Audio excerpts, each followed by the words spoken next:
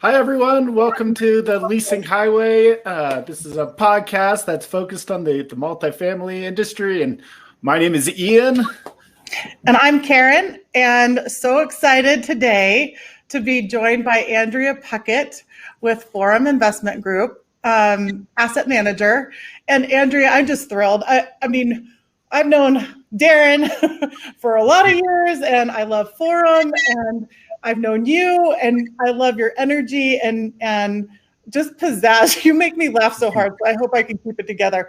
But would love for you to start off by sharing your background and your story with everybody out there. Yeah, well, thank you for having me here today. As Karen so eloquently put it, I am an asset manager with Forum. I started in the multifamily industry in 2002 as a leasing consultant, and have just sort of worked my way up over time and until where I am now. I have great respect for everybody who has started as a leasing team member, and so you've walked in the shoes of the people that you're working with, and really you've gone through all the roles. I know you'll talk about, but it's really, really neat when you've touched all the different pieces, right? It connects you that much more to the teams that you're talking to. Yeah, it's helpful to have done the work and be able to kind of understand where that associate is coming from. And, more importantly, just sometimes it's so easy, like as we bring in new technology, it helps to know like, well, actually, they have all these other things that are going on at the same time. So this might not be that's for their mental health moving forward. Right. So one of the questions I wanted to start it off with was really getting your perspective on what it was like to change jobs when everyone was working from home and what that was like.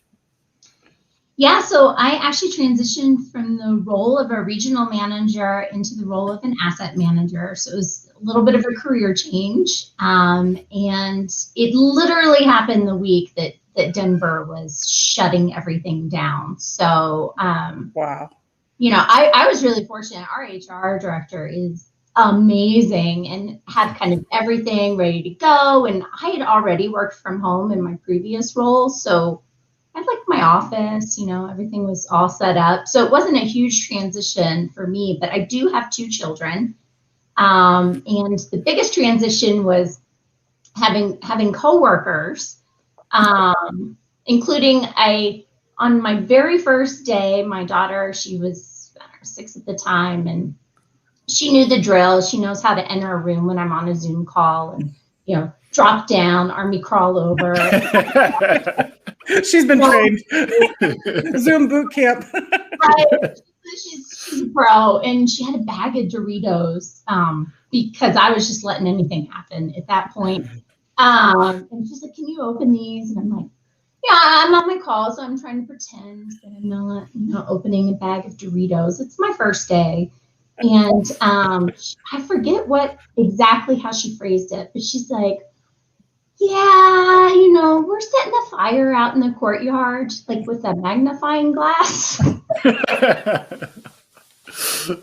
all of the kids, I was like, what do I do this moment? And so I was just like, "Do you have a bucket of water?" Make sure to have water before you set the whole courtyard on fire. It's like drops and army crawls out, and I was like, "Oh my god!" In your mind, you're thinking, "Is our house going to be on fire shortly?" Yeah. No, pretty much. I immediately started setting aside funds for breaking my children out of jail down the future. That's just coming, I'm sure. I bet time moved really slowly during the rest of that Zoom call. It really did. I was the whole time, I think my face changed because my new boss was like, "Do you not agree with that, Andrea?" And I was like, "My house is about to catch on fire." property management taught me, like, I'm like, no, I agree wholeheartedly. I just made something up and moved on with it. I did tell him afterwards that. It's the whole, we're trained at an early stage in this industry, the duck paddling, so you had your feet going like this under the water. And then on the Zoom call, they just saw you chilling. Even watching you tell the story right now, you're kind of chill. You're just like, yeah, the house is on fire. Nothing caught on fire. And, it ended up being fine. Just fine. Oh my goodness, your attitude is awesome. And two, the fact that it was so early on. I feel like we've all gotten a little more relaxed with anything that's going on around us. But at that point, being so early on, you're like, I don't know how to address this right now. This is happening. Do you all have water? Right. At the beginning, I think everyone tried to hide everything, and now everything's an open. I was on a Zoom call last week for a sales presentation, and it was definitely starting with, now I have a child. If you hear any crying, that's it. But I have Daniel Tiger on, so we should be good for at least 45 minutes. That'll get me. So let's keep going. Totally acceptable now. There's some times where I'm like, hey, I've got an expiration in about 10 minutes. So it's about either tell me what you need in 10 minutes or just recognize it's going to get real crazy here. That's so true. It's been nice to unmask some of that. I know here locally in the Denver area, we have the chili cook-off, and I've always thought that was such a neat event because it people came with their kids and they just seemed more authentic a little bit. We got to see a different side, maybe not more authentic, just a different side. And I think those relationships in our industry are so important, Andrea, and it's magnified more and more over the years, just what I've seen. Could you talk a little bit about, what you see as the importance of the positive necessity to have positive relationships with people? And just, it's fascinating. One day you're at a committee meeting or a board meeting with someone that you're reporting to, and the next day you're at a vendor place where you're their client, and or flip that, they're at a vendor location or they're at a different management company. And it's just, we're always moving and changing, and it impacts us so much. Yeah, it's such a small industry that we work in. But before I lived here in Denver, I actually worked on the East Coast, and it just shocked me when I moved from Brooklyn, New York to Denver. I still knew of people, of knowing of people. I was still connected, even though I was what felt like just, the other end of the spectrum. And, it's so important to have those strong relationships because you never know when you're going to need to work even on a project adjacent to somebody else, and you'll need to share information. And, some of the relationships that you make are also the strongest you'll ever have. All my closest friends are also in the industry because they just completely understand where I'm coming from. But I know I've learned from personal experience, you need to be super nice to the vendor that's walking in the door because you never can tell when you're really going to need to work with them later on. And so just, approaching everything with kindness is probably, Yeah, I think that was one of the things I learned early, was just naturally being kind to one of our, I believe it was one of our carpet vendors. And then, that moment when your hair's on fire because you need an apartment turned for a new lease that you're getting, and they're moving in. You're like, whoa, oh my gosh. And they come and save the day. That's helpful. It doesn't take long for you to be in this industry and just realize, for as big as the multifamily apartment space is, you kind of know everyone. And it's really, the people who are actually working it generally know everyone, and you'll be interacting with everyone a lot over the years because, nobody tends to actually leave the industry either. So, right. Once you're in, right? Gotcha. Exactly. I think it was, last week even Anissa was like, I tried to leave, but it brought me right back in. Yep. So let's turn it towards what's one special memory you from the industry? Just share something that just a special memory that you've had working in this industry. Yeah, I mean, there's a million special memories that kind of happen every day. Like, you're especially on site, you're really in the trenches with these other people, and they're the ones that have your back, and you have inside jokes, and you celebrate the ups and the downs and the birthday cakes and all the good stuff. And I think for me, one of my most special memories, I was actually working in New York City at the time, and I'll never forget it because the building super called me, and he has this British accent, so I won't even try and butcher that for you. But, that's the best way to start a story right there. Yeah, right. Yeah, I just won't. But he was like, love. And I was like, what's up? And he was like, bit of a problem. The Teenage Mutant Ninja Turtles are filming down in the basement. What? And so that's always like one of my special memories, because when I woke up that morning, I promise you that I did not think like, oh, I'm going to negotiate like a on-site location contract with, a major motion picture today. And I did that. I got all my finding out skills, and I figured that out. And then I got to like watch them do the stunts and everything else. And that day I was like, this is the coolest job ever. Like, we do so many amazing things, and there's no real job description other than, I always say, like, we're solution providers. That's probably our biggest job description, is to just provide solutions to whatever comes up that day. That is an awesome memory, by the way. We always joke and say, oh, well, I've got to have seen it all now, right? But no, never have we seen it all. I've never been a part of that. I did hear of a property in LA that said they were part of The Bachelor filming. So, similar to Teenage Mutant Ninja Turtles. But that is super cool. When you first started to tell the story, Andrea, I'm like, so was it real? Was it like a I thought they were the Teenage Mutant Ninja Turtles. Well, that I would have seen every day. We've all done that one.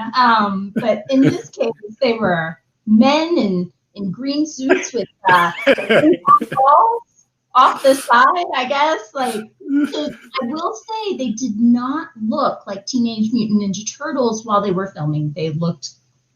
It was funny. Oh, yeah. They looked like Secrets out. Leotards. Yeah. That's even better. That's hilarious. I am laughing. Well, we're going to take a quick break. And as I expected, Andrew would make us laugh. So thank you for these stories so far. And we'll be right back after this break.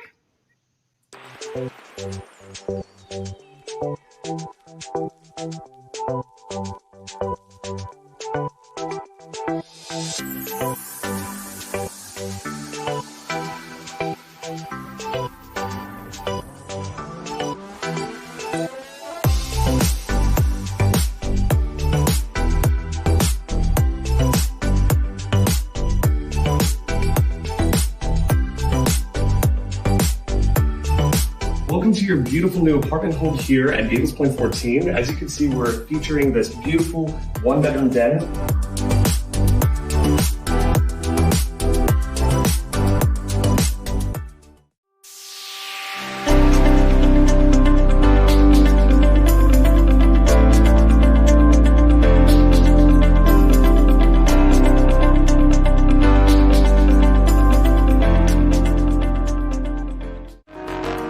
Welcome to the Get Focused podcast, a show with stimulating conversation about optimizing our human potential for those who think outside of the box. You'll hear thought-provoking conversation designed to help you blow past your obstacles and create strength and motivation in everything you do. Now, it's time to start thinking outside of the box. It's time to get focused. Hey, welcome back, everybody. So, Andrea, you have had the role of leasing agent. You have been a regional. Now you're an asset manager. So you've truly been on all sides and looking at leasing from all sides, and transitioning from having fun of these stories, Teenage Mutant Ninja Turtles, to key performance indicators. I think key performance indicators can be fun as well. What do you see as the top biggest key performance indicators for on-site teams? Yeah, I know that this is not the most popular answer to the question, but I actually think that the biggest key performance indicator is reviews through Google, through Yelp. And what I've noticed is over time, if you read the reviews, there's always, a couple of one-offs, but overall, you see themes, and if you're willing to look, you see areas of opportunity or areas of improvement. I know anytime, whether it's regional manager or in my current role, if there's an asset that someone's looking to buy, the very first place that I go is to look at the online reviews, and it gives you a good starting place of like where you can start and make improvements, where the low-hanging fruit is, or what programs you need to put in place in order to make that property run more efficiently. Has that changed for you over the years? Like, would you say when I asked you, 15 years ago, or how that's changed? I would have very bitterly told you that there was nothing in store for those reviews. Right. Nothing. So it's not the easiest thing to eat the humble pie. It's difficult, and sometimes it's like kids. It's an ugly mirror, but it's an area of opportunity if you're willing to look. Yeah, for sure. Is there anywhere else that you look, or you've looked in the past, that maybe again has evolved or changed? Yeah, I mean, anybody that anybody that participates like in some sort of survey program for their residents, I believe if you take care of the residents and you take care of the associates, everything else takes care of itself.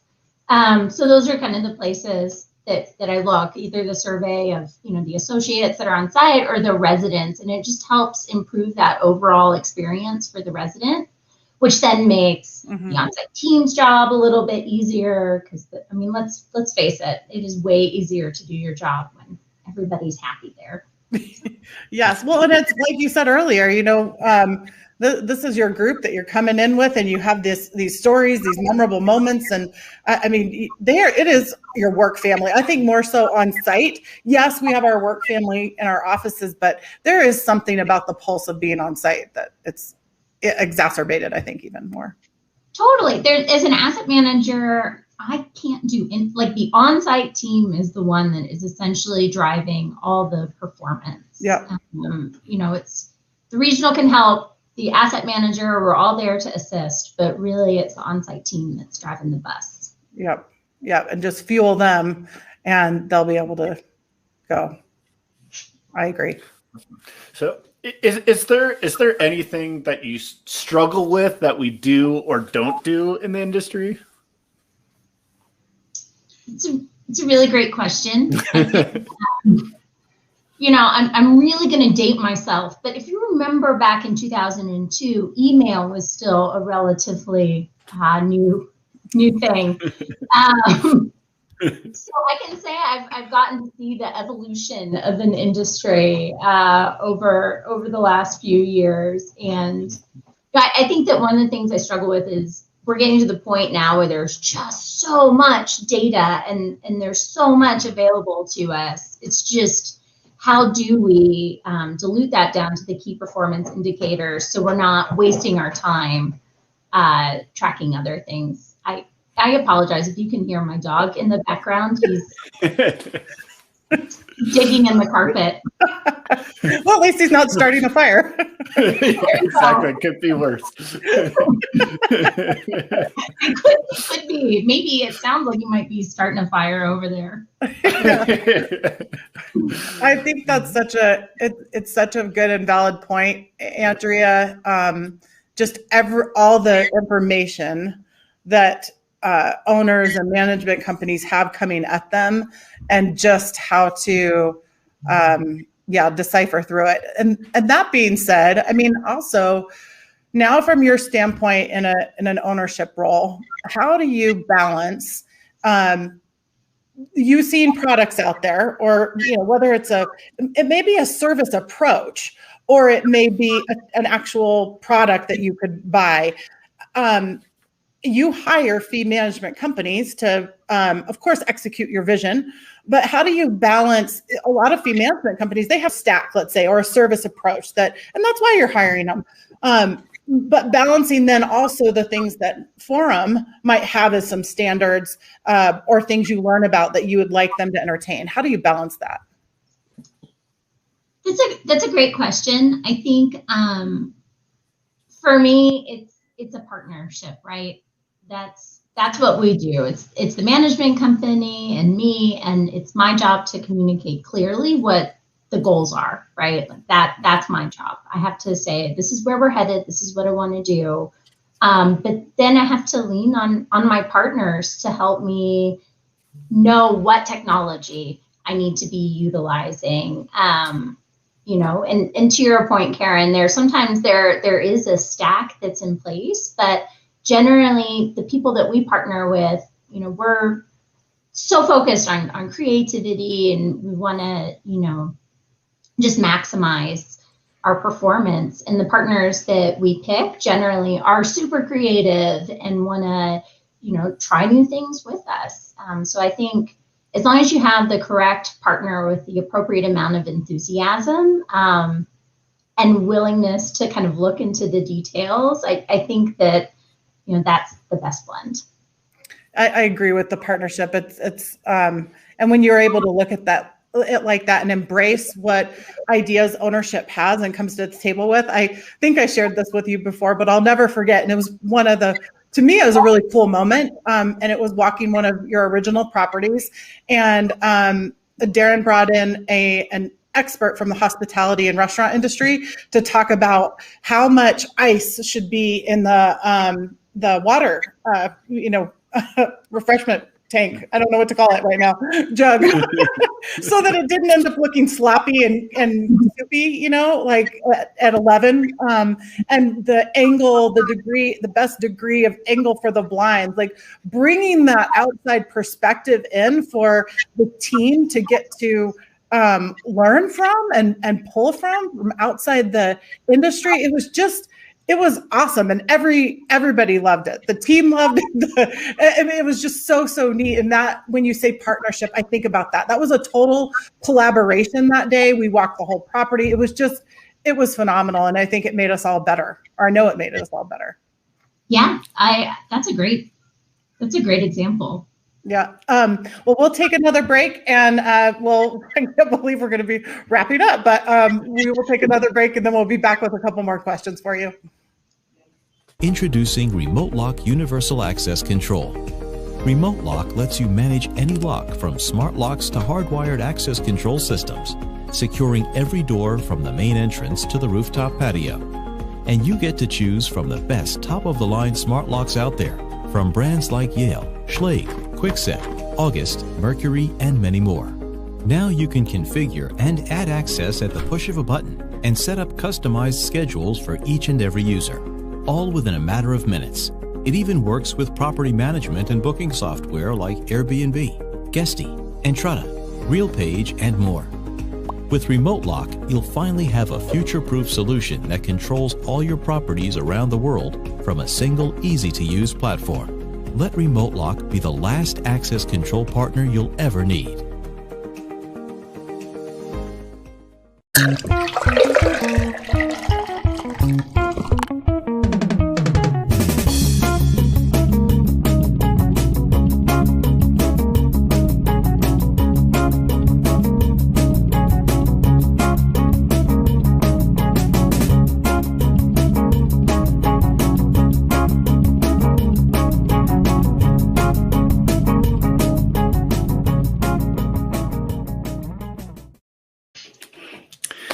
Welcome back, everyone.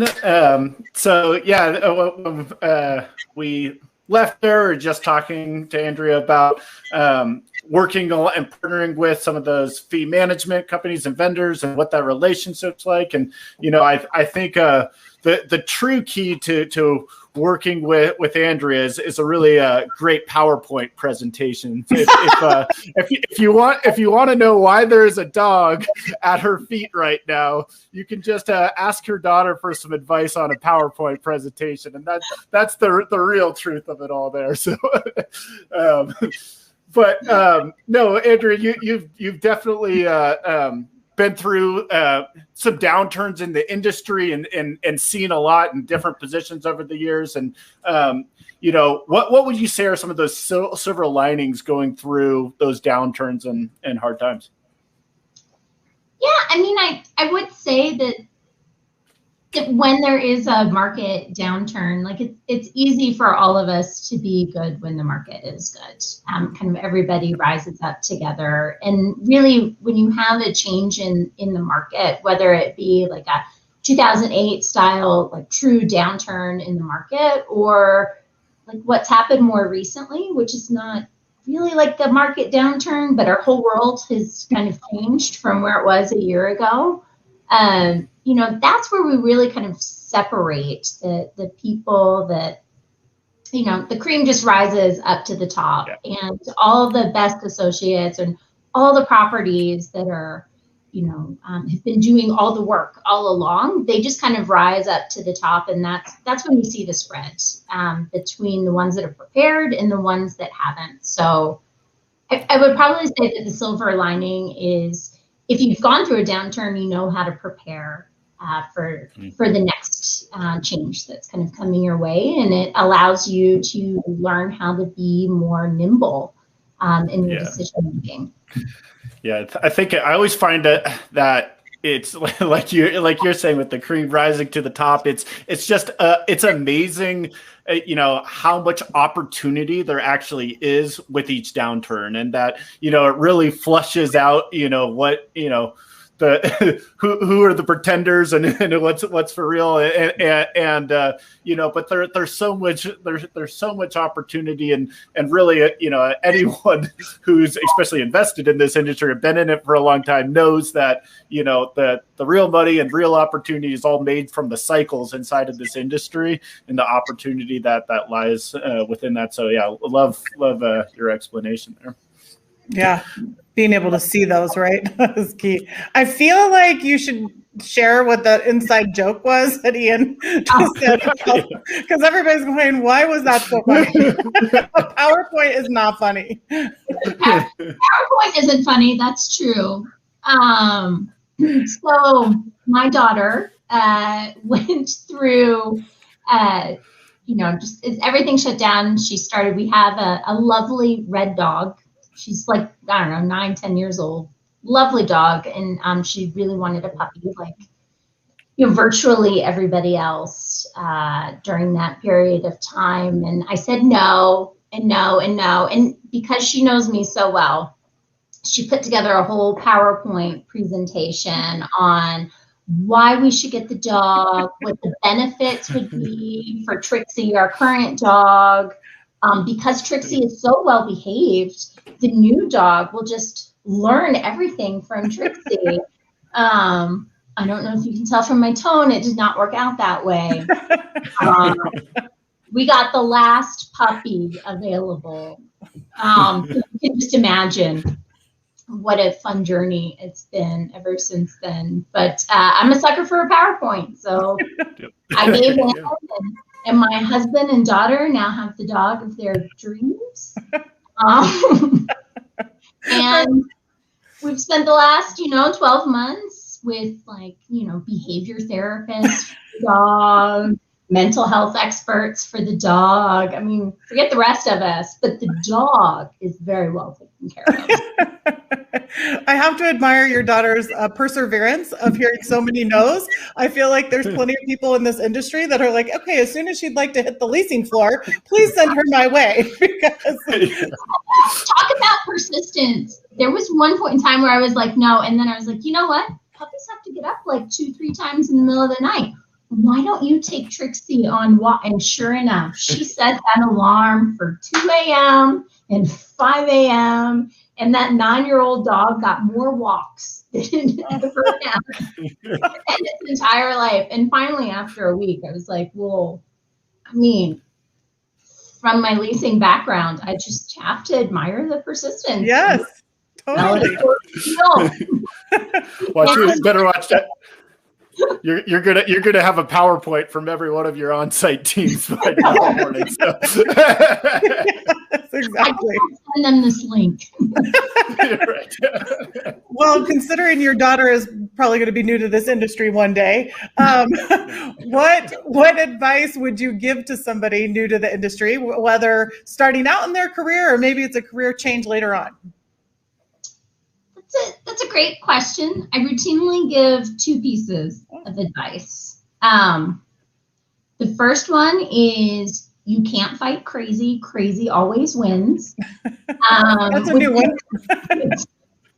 But it's the truth. I mean, there's some days where I'm like, I appreciate it. Is this the hill you want to die on? Like, we are not winning this battle here. Like, let's just give in and move on. So that's my first piece of advice, is just kind of know when to fold it and kind of walk away. Are you going to start singing? And the dog will start howling. Right. Bad. And the second piece of advice is, and this comes from my personal experience, everything that I've learned in this industry, I always learned doing the challenges. So the properties that were like pretty and ran really well, although they were fun to work on, that's not actually where I learned how to do my job. It was always, throughout my career, I've always tried to hold up my hand to take on, like I will take on that challenging asset.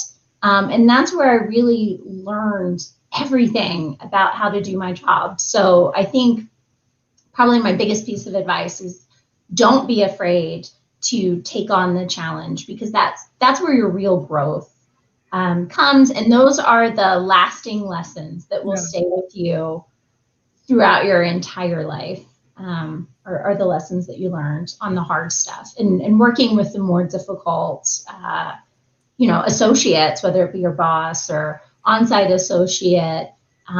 If you can learn how to navigate that, you'll learn so much about you, and everybody will grow from the situation. So true. Both those morsels are good to take home. Absolutely. And our time has wrapped up. I'm so sad, but my cheekbones hurt, or muscles hurt now. I'm good there. Got my cheek workout, whatever you call that. So thank you, Andrea. You've been awesome. I love your answers. I love that your voice and heart is shared with our industry, and your teams are lucky to work with you. So thank you for being on. And next week, we're going to be welcoming April Andrews with Power Apartment Leasing and Marketing. She has a close tie to both myself and Ian, and we'll share that next week. So definitely tune in to hear from April. And thank you again, Andrea. Virtual hugs. Thanks. Right. Bye. Bye. Thank you guys so much for having me. Thank you.